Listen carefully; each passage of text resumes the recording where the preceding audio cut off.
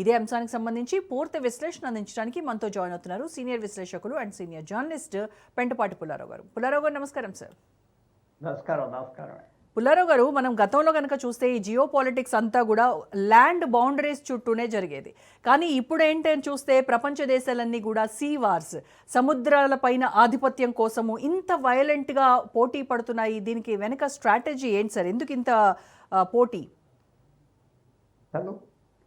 200 సంవత్సరాల క్రితం 300 సంవత్సరాల క్రితం బ్రిటిష్ సామ్రాజ్యం, ఫ్రెంచ్ సామ్రాజ్యం, రష్యన్ సామ్రాజ్యం, హాలండ్, నెదర్లాండ్ సామ్రాజ్యం ఇవన్నీ ఆఫ్రికాలో, ఆసియాలో, సౌత్ అమెరికాలో భూములు సంపాదించి అక్కడ వాళ్ళ కాలనీస్ పెట్టుకున్నారంటే వాళ్ళ నౌకసేనాల గురించి. అసలు బ్రిటన్ అంత చిన్న దేశం 200 సంవత్సరాల క్రితం వాళ్ళ జనాభా 1 కోటి జనాభా ఉన్నది. ప్రపంచంలో దాదాపు 20 కోట్ల మందిని 30 కోట్ల మంది ఆ సమయంలో పరిపాలించడం మొదలుపెట్టారంటే నౌకసేన గురించి, నౌసేన వాళ్ళకి నేవీ గురించి. నేవీ అంత ఇంపార్టెంట్గా ఉండేది. నేవీ వల్ల వాళ్ళు యుద్ధాలు చేసేవారు, ఇతర దేశాల మీద దిగ్బంధం చేయటం, అదొక రకమైన యుద్ధం, వాళ్ళ జారనివ్వకుండా చేయటం. అంతవరకు కూడా కాదు, 2వ ప్రపంచ యుద్ధంలో అమెరికా జర్మనీని ఎలా డిఫీట్ చేసిందంటే వాళ్ళ నౌకల్ని, వార్షిప్స్ని, బ్యాటిల్ షిప్స్ని తిరగనివ్వకుండా చేసేవారు. నేవీ అంటే అట్మోస్ట్ ఇంపార్టెంట్. కానీ గత 40-50 సంవత్సరాలు తగ్గిపోయింది. ఎందుకంటే ఎప్పుడైతే విమానాలు అన్మ్యాన్డ్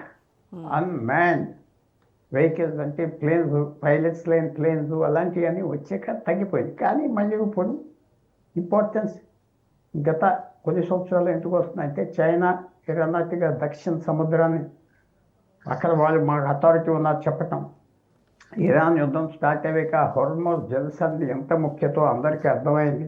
సో మళ్ళీ ఇంపార్టెన్స్ వచ్చింది. కానీ ఎప్పుడు నేవీస్ వల్లే డామినేట్ చేస్తారు. నేవీస్ అందువల్లనే ఇప్పుడు ఉపయోగం ఉన్నా లేకపోయినా అమెరికా చాలా కాస్ట్లీ ఎయిర్ క్రాఫ్ట్ క్యారియర్స్ను మెయింటైన్ చేస్తారు. ఉపయోగం తగ్గిపోయింది. ఒక్క మిసైల్ పడితే $5 బిలియన్ నౌక మునిగిపోతుంది. కానీ తిప్పుతారు జెండా చూపెడతానికి, ప్రజలకు ప్రొజెక్ట్ చేయటానికి మాకు ఎంత అధికారం ఉన్నది, పవర్ ఉన్నది. చైనా కూడా అలా ఎయిర్ క్రాఫ్ట్ క్యారియర్స్ కడతాం, న్యూక్లియర్ సబ్మెరీన్స్ కడతాం. నేవీ బలం చాలా ఇంపార్టెంట్. ఇవాళ అర్థమవుతాం భారతదేశానికి కూడా. అందువల్లనే మనం కూడా ఇప్పుడు నికోబార్ దీవి దగ్గర మనం కూడా నేవల్ బేస్ ఎందుకు పెడుతున్నామంటే సింగపూర్ నుంచి దాదాపు 400-500 మైళ్ళ దూరం అంతే. అక్కడ యుద్ధం వచ్చే పరిస్థితుల్లో చైనీస్ షిప్స్ అక్కడ రానివ్వకుండా చేయటానికి అది బేస్గా ఉంటారు. ఎంతవరకు ఉపయోగపడుతుంది లేదో మనకు తెలియదు, కానీ చూపెడతానికైనా ఉపయోగపడుతుంది. అందువల్ల మనం కూడా డెవలప్ చేస్తున్నాం. ఇవాళ నికోబార్ ఐలాండ్స్ అక్కడ పెద్ద హార్బర్ కట్టి ఇవి చేసి వచ్చి అందరూ చేస్తున్నారు, చేయగలరు, అందరూ చేస్తున్నారు. నేవీ ఎప్పుడూ ఇంత ఇంపార్టెన్స్ ఉన్నది. నేవీ వల్లే దేశాలు యుద్ధాలు గెలిచారు. 2వ ప్రపంచ యుద్ధం పూర్తిగా నేవీ వల్లే గెలిచారు. అవును, బ్రిటన్, అమెరికా కలిసి జపనీస్ నేవీని డిఫీట్ చేశారు. ఇవి చాలా ఇంపార్టెంట్. తిరగటానికి, సామాన్ తేవటానికి, వస్తువులు తేవటానికి, ఆయిల్ తేవటానికి, సప్లైస్ తీసుకెళ్ళటానికి దూరం.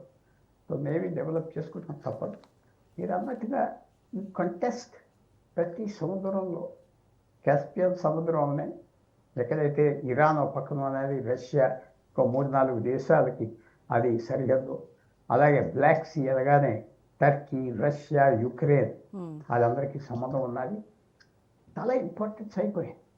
మనకు ఆశ్చర్యమైన విషయం ఏంటంటే ఇవాళ ఆఫ్ఘనిస్తాన్ అనే దేశానికి ఇప్పుడు వరకు సముద్రం దారి ఏది వాడేవాళ్ళు పాకిస్తాన్ ద్వారా. ఆ దారి లేకపోతే ఇంకా దారి లేదు. కొత్తగా దారి ఇరాన్ ద్వారా తీసుకున్నారు. ఇప్పుడు యుద్ధంలో కనపడేది ఏంటంటే ఇరాన్ యుద్ధం వచ్చాక ఇంకా దగ్గర సముద్రం ఉన్నది ఆఫ్ఘనిస్తాన్, కాస్పియన్ సముద్రం దగ్గర 500-600 మైళ్ళు 700 మైళ్ళు ఆ సముద్రం కూడా అందుబాటులోకి వస్తాయి. సముద్రం అందుబాటులోకి వస్తే ఈ సామాను, సరుకులు, హెవీ బరువైన వస్తువులన్నీ మూవ్ చేయొచ్చు. మషినరీ అవునాయి, తిండి పదార్థాలు అవునాయి, ఆయిల్ అవునాయి. విమానాలు ప్యాసింజర్స్ మూవ్మెంట్కి ఉపయోగం. అందువల్ల నేవీ అనేది ఆ ఇంపార్టెన్స్ అందరికీ అర్థమవుతుంది. సముద్రం ఇంపార్టెన్స్ కూడా.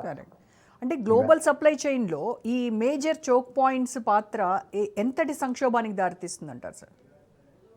ఒక చట్టం ఉన్నది, ఒక అలవాటు సాంప్రదాయం ఉన్నది. ఎవరు జల్సంద్ మాది అంటానికి మీకు లేదు. అది ఉండేది అల్వా. ఇప్పుడు ఇరాన్ కొత్తగా తీసుకొచ్చి పెట్టింది. 1982లో United Nations conference law of the sea అది సముద్రం చట్టాన్ని తయారు చేశారు.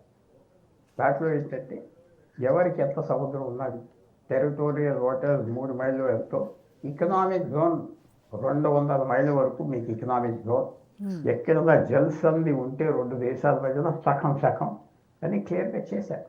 అంటే ఆ యునైటెడ్ నేషన్స్ తీసుకొచ్చిన చట్టానికి అమెరికా సంతకం పెట్టలేదు. అది ఇరాన్ కూడా ఆ స్టేజ్లోనే పెట్టలేదు. సో ఇవన్నీ ఇష్యూస్ వస్తున్నాయి. చాలా కాంప్లికేటెడ్ అయిపోతుంది. ఎప్పుడైతే జల్సంని మూసేస్తామంటే, ఫర్ ఎగ్జాంపుల్ ఇక్కడ ఈ హార్మోస్ జల్సందిలో ప్రపంచంలో 20% ఆయిల్ అంతా అక్కడి నుంచి వెళ్తుంది. కానీ సింగపూర్, ఇండోనేషియా, మలేషియా మధ్యన వెళ్ళేది మలాకా జల్సంది. దాంట్లో ప్రపంచం ట్రేడ్ 30% వెళ్తాయి. 30% ప్రపంచ వాళ్ళని అక్కడి నుంచే వెళ్తాయి. అంత ఇంపార్టెంట్. సింగపూరు, మలేషియా, ఇండోనేషియా మొదలు ఇదే సముద్రం. ఆ సముద్రం ఆ పాయింట్ భారతదేశం నికోబార్ దీవికి 400-500 మైళ్ళ దూరంలో ఉన్నాయి. అది కనుక మూసేస్తే కలిసి మిగతా రూట్స్ ఉన్నాయి, కానీ ఇంకో 1000 మైళ్ళు 2000 మైళ్ళు దూరం నుంచి వెళ్ళాలి. సో ఇవన్నీ అందరికీ అలర్ట్నెస్ వచ్చింది. వాచ్ చేసుకుంటున్నారు. మంచిదా చెడ్డదా కూడా చెడ్డది. చైనా ఇవాళ దక్షిణ సముద్రం మాది, ఎవరిని రానమే కదా, అది కూడా వెళ్తున్నారు. వారు వస్తుందా సముద్రాల గురించి అంటే తప్పకుండా వస్తాయి. చరిత్రలో నౌకలే దేశాలని నిలబెట్టి షిప్స్. బ్రిటిష్ నేవీ వాళ్ళని 200 సంవత్సరాలు కాపాడి, అమెరికన్ నేవీ దాదాపు ఇప్పుడు 100 సంవత్సరాలు కాపాడుతుంది అమెరికన్ నేవీ. సో నేవీస్ ఎంత ఇంపార్టెంట్ అది అందరికీ అర్థమవుతుంది. చాలా ఇంపార్టెంట్ దేశాలకి. ఇంకా తగులు వస్తాయి, ఇంకా డెవలప్మెంట్ జరుగుతుంది. సో భారతదేశం కూడా దీనికి తయారవి ఉంటుంది. ఎందుకంటే మనకు విపరీతమైన సముద్రం తీరు ఉన్నాయి, 10,000-12,000 కిలోమీటర్లు. అండమాన్స్ నికోబార్ కలిపితే మనకి భారతదేశానికి ఎంత సముద్రం ఉన్నదో ఇకనామిక్లో దాదాపు 50-60% అండమాన్స్, లక్షద్వీప్ దీవుల గురించి మనకు వస్తాయి. సో చాలా పెద్ద ఆస్తి ప్రొటెక్ట్ చేసుకోవాలంటే నేవీ కావాలి. ఇప్పటి వరకు లక్షద్వీప్ అనే దీనిలో పెద్ద సముద్రం మన చుట్టూరా ఉన్నది. మన ఇది అంత పెద్ద నేవల్ బేసెస్ లే, అండమాన్ అక్కడ బేసెస్ లే. సో మనం చాలా వెనకపడిపోయాం. చాలా ముందరికి వెళ్ళే అవసరం ఉన్నది.